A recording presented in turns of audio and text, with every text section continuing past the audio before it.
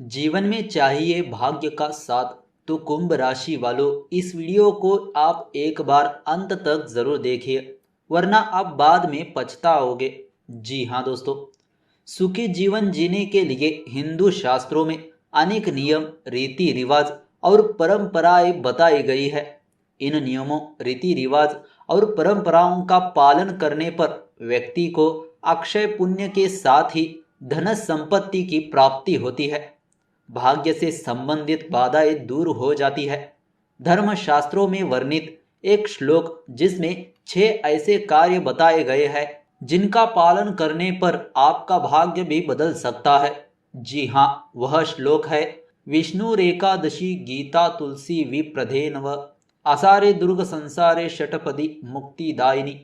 इस श्लोक में 6 बातें बताई गई है जिनका ध्यान जीवन में रखने पर मनुष्य की सभी प्रकार की बाधाएं दूर हो जाती है। वह बातें कौन सी है, जानने से पहले आपको एक छोटा सा काम करना है।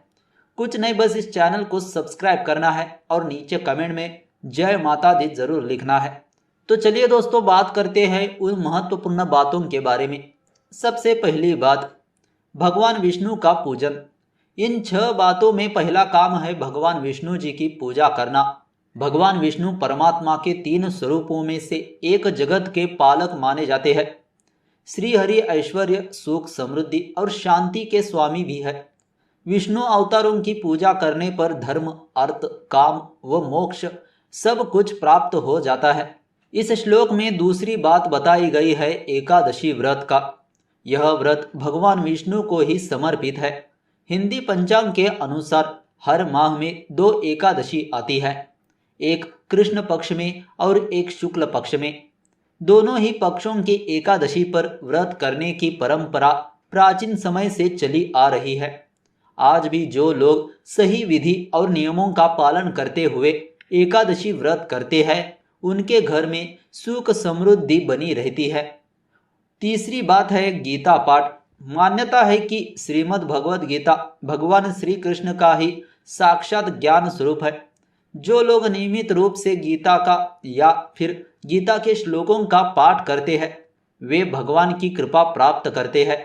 जो भी शुभ काम करे, भगवान का ध्यान करते हुए करे, सफलता मिलने की संभावनाएं बढ़ जाएगी।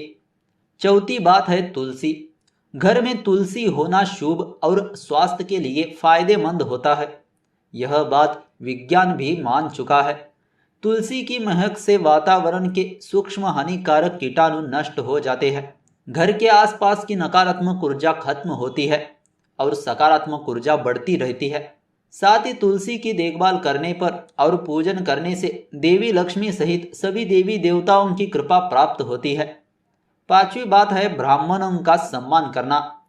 मान्यताओं के अनुसार ब्राह्मण सदैव आदरणीय माने गए हैं।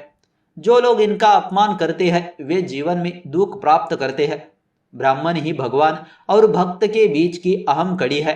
ब्राह्मण ही सही विधि से पूजन आदि कर्म करवाते हैं, शास्त्रों का ज्ञान प्रसारित करते हैं, दुखों को दूर करने और सुखी जीवन प्राप्त करने के उपाय बताते हैं। ब्राह्मणों का सदैव सम्मान करना चाहिए। छठी और आखिरी बात है गौ सेवा। इस श्लोक में गौ यानी कि गाय का भी महत्व बताया गया है। जिन घरों में गाय होती है, वहां सभी देवता वास करते हैं। गाय से प्राप्त होने वाले दूध, मूत्र और गोबर पवित्र और स्वास्थ्यवर्धक है। यह बात विज्ञान भी स्वीकार कर चुका है कि गोमूत्र के नियमित सेवन करने से कैंसर जैसी गंभीर बीमारी में से भी आपको राहत मिल सकती है। यदि गाय का पालन नहीं कर सकते हैं, तो किसी गौशाला में अपनी श्रद्धा और सामर्थ्य के अनुसार धन का दान किया जा सकता है। तो दोस्तों, यह थी कुछ बातें जो आपको जानना बहुत ज़रूरी था।